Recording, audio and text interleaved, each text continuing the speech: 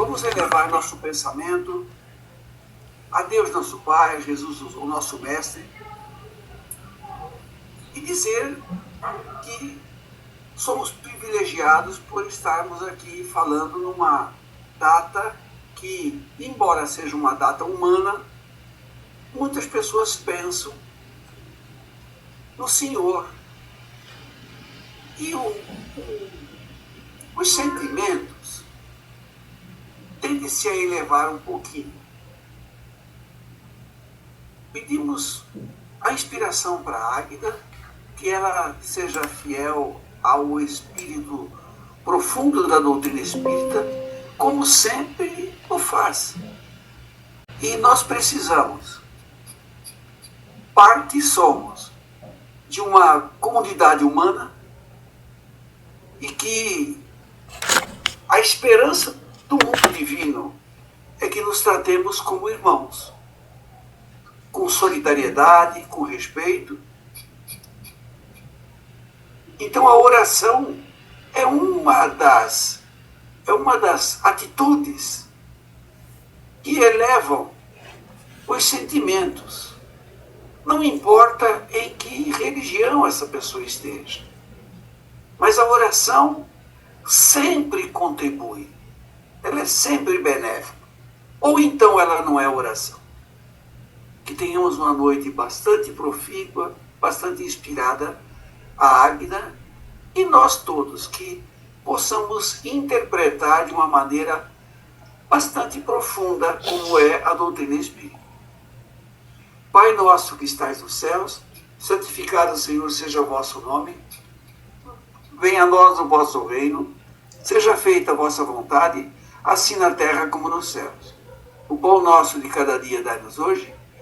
Perdoa, Senhor, as nossas dívidas, da mesma forma que perdoarmos os nossos devedores, e não nos deixe, Senhor, cairmos nas tentações do mundo, mas livra-nos do mal que trazemos por tanto tempo em nossos corações, porque seu é o reino, o poder e toda a glória para sempre. Graças a Deus e graças a Jesus. Prece diante da manjedoura. Livro Antologia Mediúnica do Natal, autores diversos. Texto 60. Prece diante da manjedoura. Autor espiritual Emmanuel.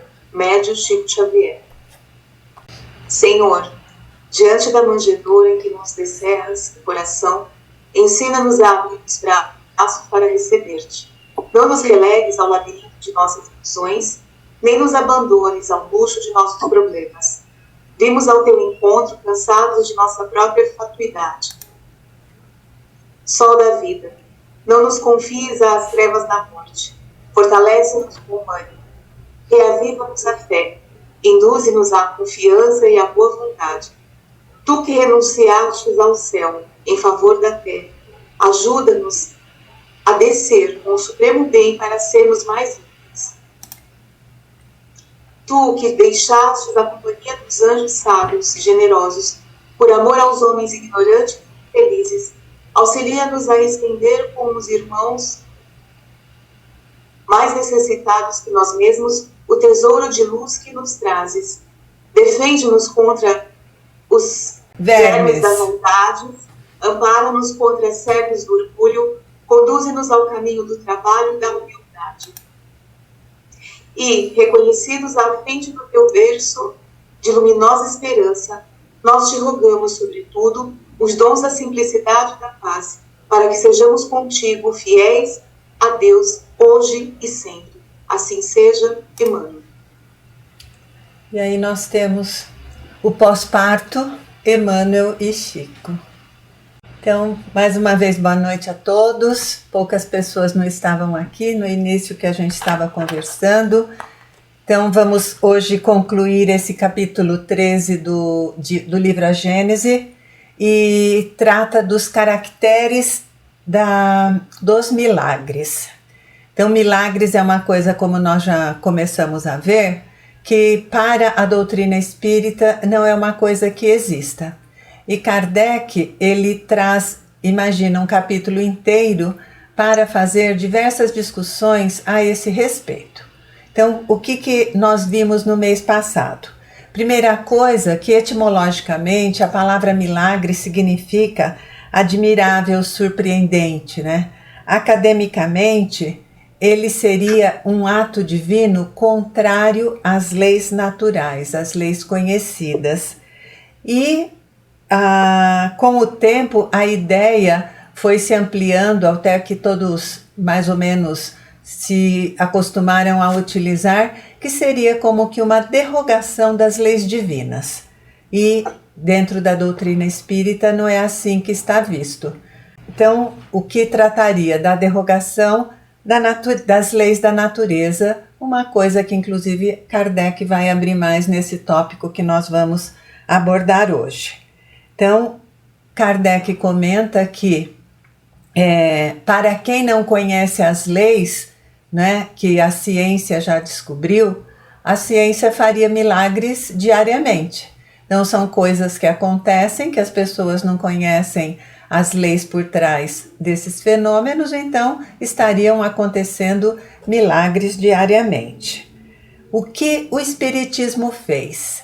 O Espiritismo, ele revelou essas leis, ele revelou leis que não estão restritas apenas ao campo da matéria, revelou leis que tratam da existência do mundo espiritual, quem habita o mundo espiritual, que são os espíritos, que eles são entidades individuais, ou seja, cada um é único, um indivíduo, aquele que não se divide, né? E que existe a possibilidade de comunicação entre os dois planos da vida, o plano espiritual e o plano dos encarnados. Esta é o que nós vimos no mês passado, e completando que esses milagres, como são considerados, eles sempre existiram. Entrando no tópico de hoje, o que Kardec vai falar? Que os fenômenos espíritas, que são os fenômenos espíritas? São esses fenômenos nos quais estão envolvidos espíritos encarnados ou desencarnados, porque os fenômenos muitas vezes considerados miraculosos também são desenvolvidos por encarnados. Tanto que a Lu sempre me corrige, né, que para uma pessoa ser considerada um santo pela igreja, ele tem de ter realizado um milagre. Realizado o milagre, em geral, ainda enquanto da posse do seu corpo físico, antes do desencarne, né? Então, o que nós temos? Que esses fenômenos, eles podem acontecer de forma espontânea, ou eles podem ser provocados. Isso nós já vimos em toda a colocação, todo o estudo que Kardec fez do Espiritismo, da doutrina espírita. Partiu-se primeiro dos fenômenos espontâneos, que eram aquelas mesas se movimentando, aqueles fenômenos todos que já conhecemos, e também depois os fenômenos provocados, que aí a participação consciente do médium. No fenômeno espontâneo, o médium não tem consciência do que está acontecendo. E no fenômeno provocado, então o médium está consciente. Sendo que Kardec fala que por volta de 90% dos fenômenos espontâneos, os médiuns não têm noção do que acontece com eles. E isso a gente vê bastante quando Kardec traz, principalmente na Revista Espírita, fenômenos que as pessoas eram médiuns de efeitos físicos e não tinham a mínima noção, não é? Que só depois que foi se estudando e foi se descobrindo o que estava por trás dos fenômenos, inclusive quando havia a presença de uma determinada pessoa que não se sabia ser médium, e quando ela estava ausente os fenômenos não aconteciam. Então essa é uma coisa. Kardec faz uma comparação com o sonambulismo, que também pode ser provocado ou pode ser espontâneo. E nós já falamos disso outras vezes, e depois, se houver necessidade, se alguém tiver alguma dúvida em relação ao sonambulismo, nós podemos voltar. Mas então, o fenômeno do sonambulismo, ele pode ser espontâneo e ele pode ser provocado, ok? Mas, independentemente, né, que se esses fenômenos são espontâneos ou provocados, eles têm a mesma causa, né? E essa causa, ela pode ser até desconhecida, mas o fato dela ser desconhecida não implica que ela não seja natural. Porque o que Kardec defende o tempo todo é que todos esses fenômenos, eles são fenômenos naturais. Naturais por quê? Porque fazem parte da natureza. São devidos a leis que, até o Espiritismo aparecer, eram desconhecidas e que depois muito já foi desvendado, digamos assim, né? Então ele fala, independentemente de espontâneos ou provocados, a causa é sempre a mesma. Ela pode ser desconhecida e dizer que isso se trate de um milagre, isso induz a erro. Então há de se ter cuidado quando se refere aos fatos, né? O que ele diz? Quem são esses elementos, né? Os espíritos que provocam essas coisas que são chamadas de milagres, né? São os espíritos. E como nós já dissemos, eles agem sobre o mundo material e sobre o mundo espiritual. O espírito tem essa propriedade. E quando ele explica por meio das leis que são a causa desses fenômenos antes considerados milagres, ele faz com que o milagre deixe de existir. Então não é mais milagre, é apenas um fato decorrente de leis que ainda não eram conhecidas. Kardec, ele repete muito isso e eu vou seguir. Primeiro porque Kardec é um sábio e depois porque é importante para as coisas que vão ser chamadas a atenção, vão ser trazidas à tona com mais ênfase, né?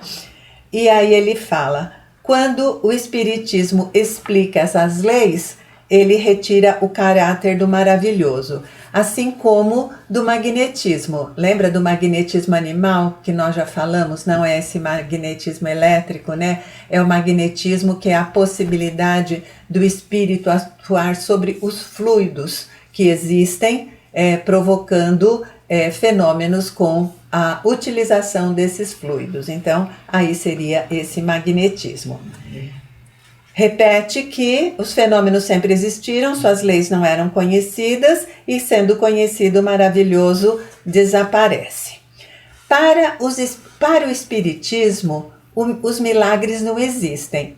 E fora do Espiritismo, existe milagre?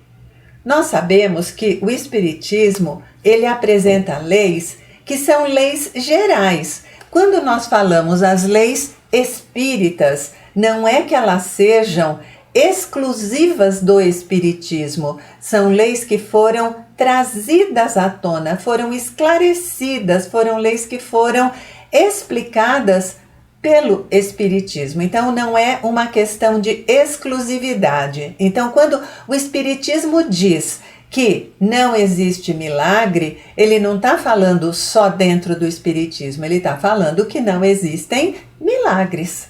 Essa é a grande coisa. Então, se existe milagre fora dele, não é? Isto Kardec fala, inclusive, para que se tenha cuidado com os charlatães, pessoas que fazem como se apresentam fenômenos como se fossem verdadeiros e não são, que podem ter a intenção de driblar, né, o entendimento das pessoas e tirar vantagens disso. Então ele fala, muito cuidado com a palavra que ele usa, é charlatanice, né, que veio para explorar.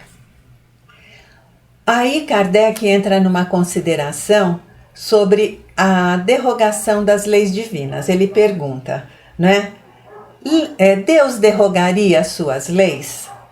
Não é? A gente sabe que para Deus nada é impossível, mas nós sabemos que na criação Deus estabeleceu leis e que sabemos serem imutáveis, leis que não se modificam, leis que do jeito que foram criadas existem e existirão para sempre, né?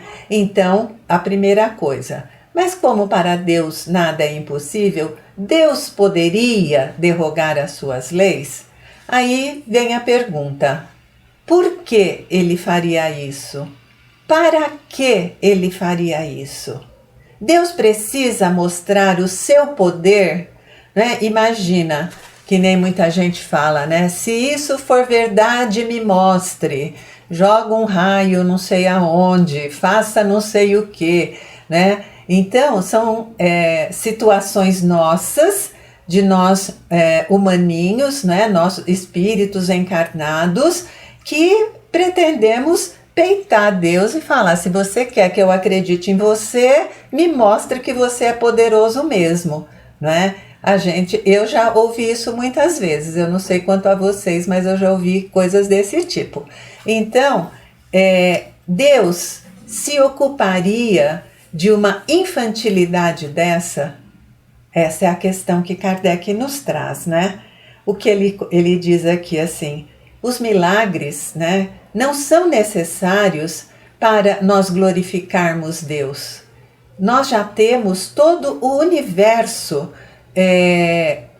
que existe, que nós já podemos observar, fora aquilo que nós ainda não podemos observar, não somos capazes pela nossa condição evolutiva.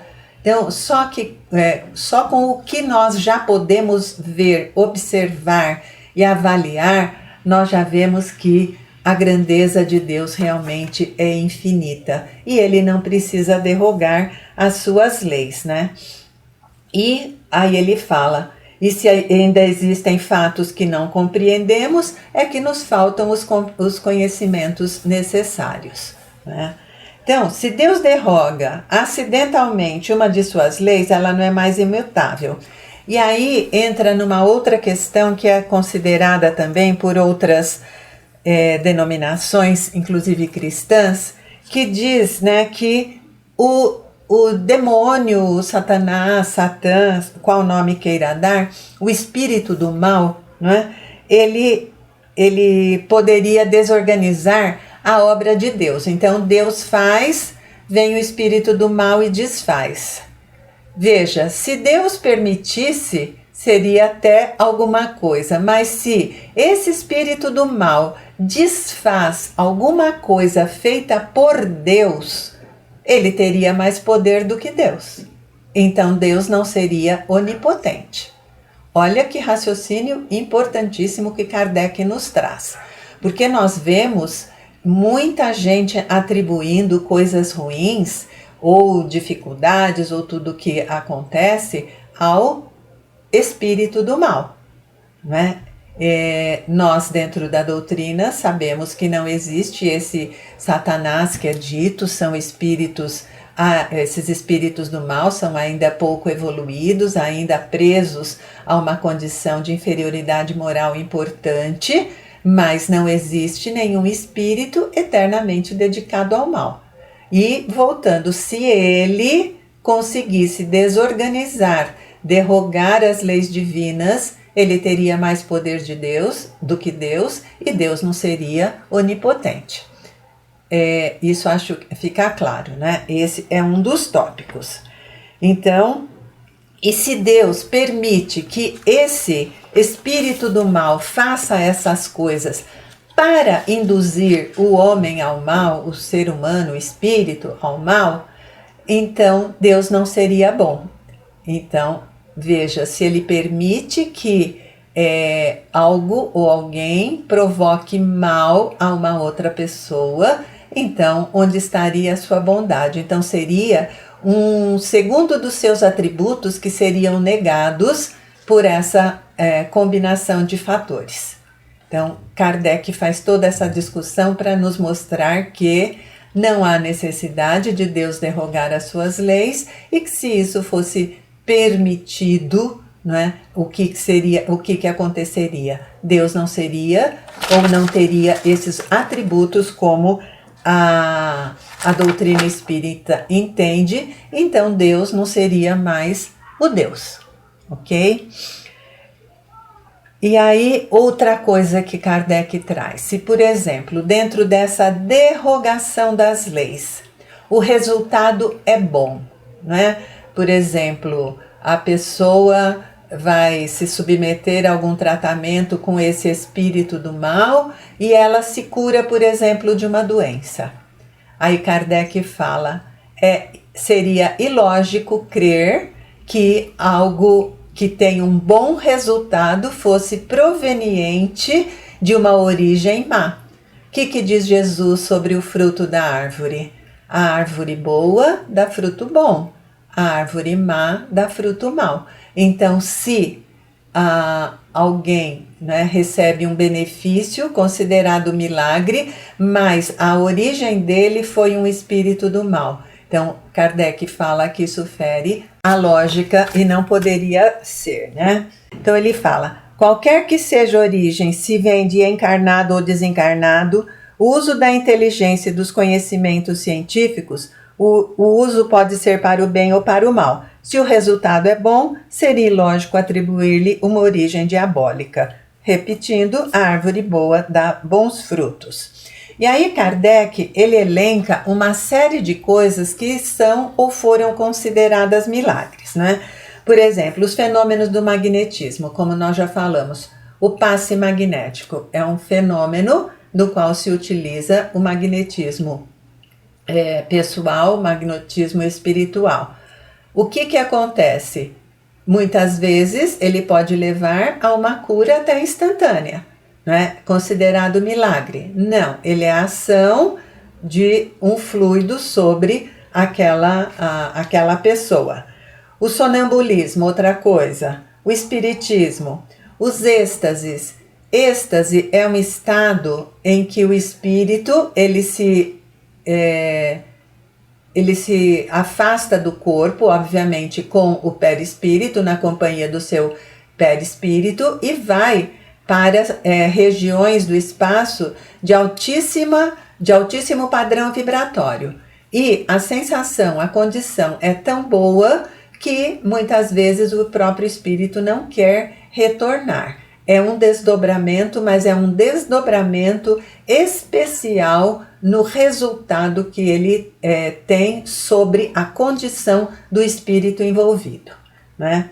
As visões, as aparições, a visão à distância, que nós já estudamos também na quarta-feira, essas curas instantâneas que nós citamos, a levitação de objetos, as comunicações orais. Então, são todos fenômenos que foram considerados milagres e que todos são explicados pelas leis que o Espiritismo nos traz. Isso é muito importante e isso é citado sempre existiu e é citado em todas as culturas, em todos os lugares nós temos relatos dessa ordem, né?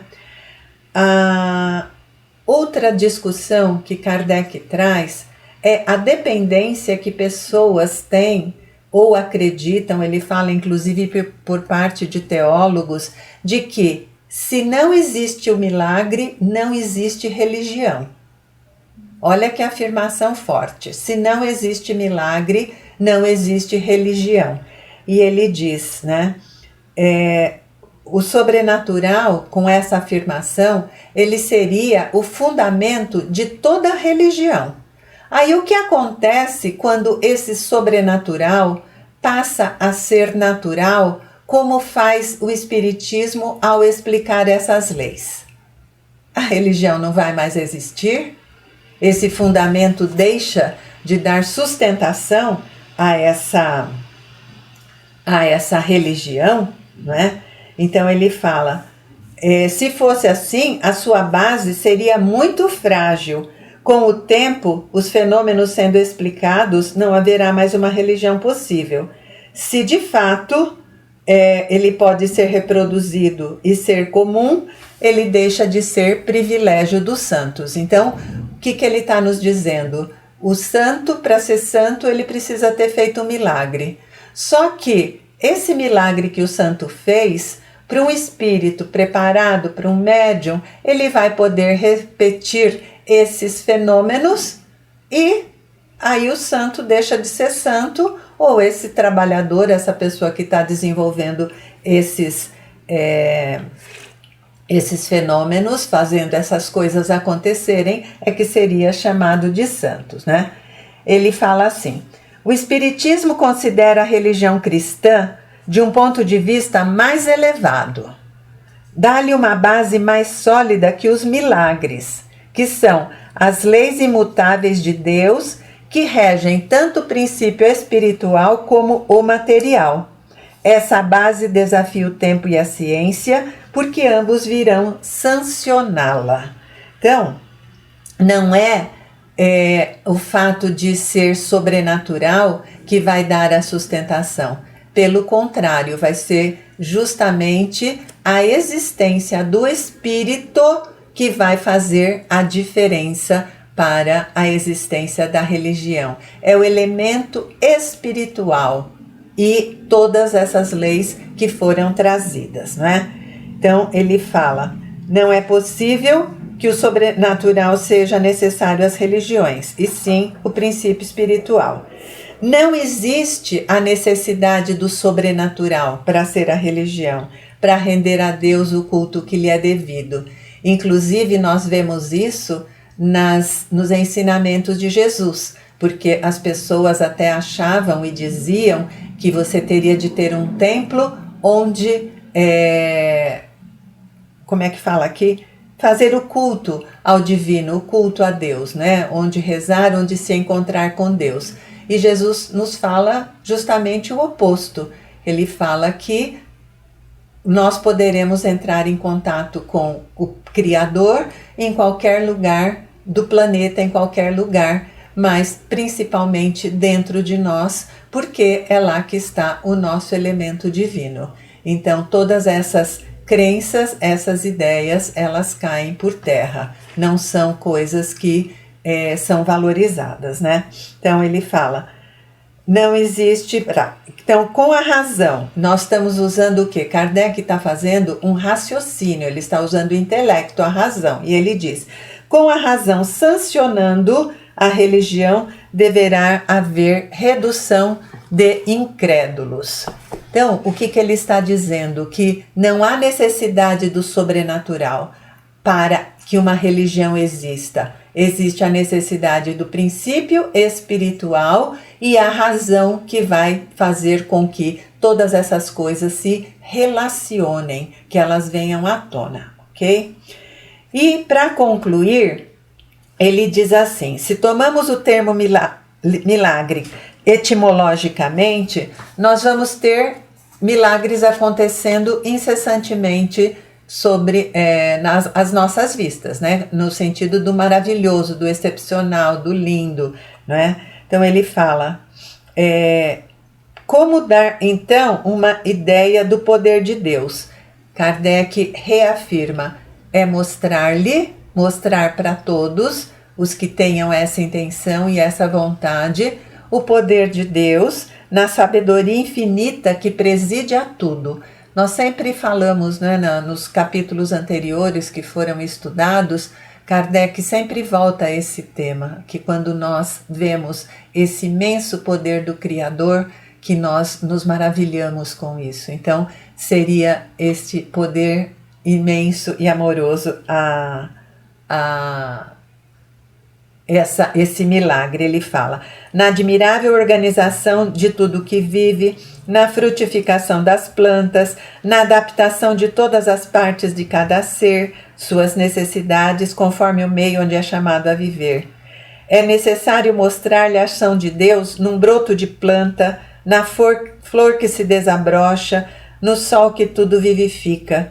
Mostrar a sua bondade na solicitude que dispensa a todas as criaturas, por ínfimas que sejam, sua providência na razão de ser de cada coisa, nenhuma das quais é inútil, e no bem que sempre decorre de um mal aparente e momentâneo. Então Kardec, ele elenca algumas das coisas, mas nós sabemos que o que nós pudermos observar na criação tudo isso vai nos parecer maravilhoso, né? Então ele fala: faça-os compreender principalmente que o mal real é obra do homem e não de Deus.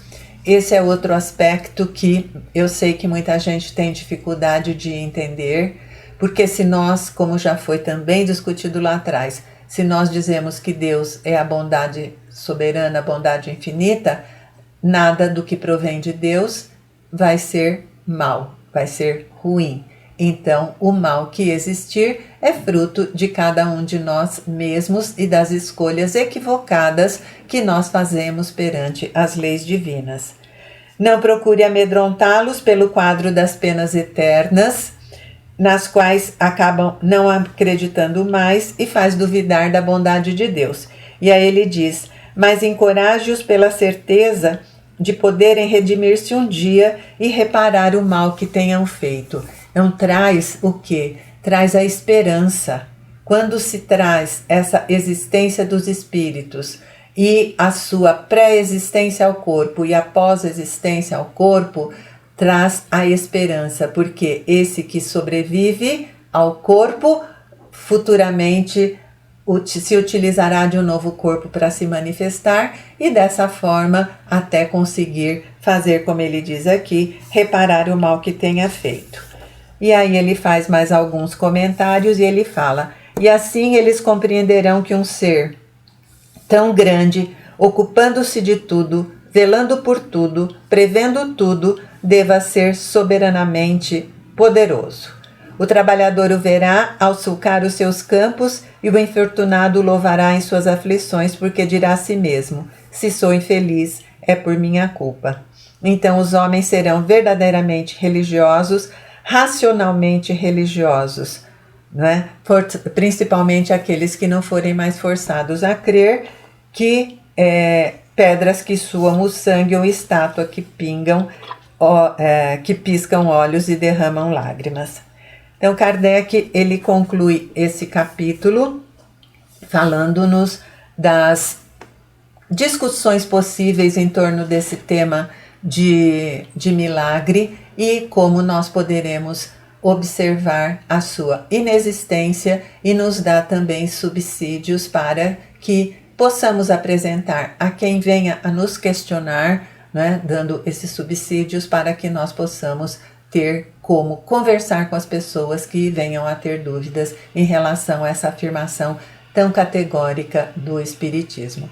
Os milagres não existem.